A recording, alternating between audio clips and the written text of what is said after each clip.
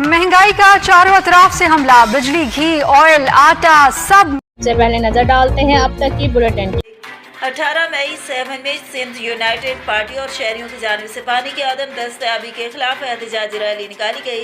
एहतजाजी rally Sindh की शदीद गर्मी में पार्टी रहनुमाओं और कारकुनों और जिला जाम शोरों और उससे मुंसलिक 7 के शहरियों की जानिब से निकाली गई, जिसमें SUP रहनुमा रोशन अली गुलाम शब्बीर ने मीडिया से गुफ्तगू करते हुए कहा कि जिला की मुख्तलिफ देहातों और तहसील के देहातों में पीने का पानी नहीं है। ज़मीनी जुर्म का पानी भी सैकड़ों जहरीला है, जिससे इंसानों के साथ जानवर भी मर रहे हैं।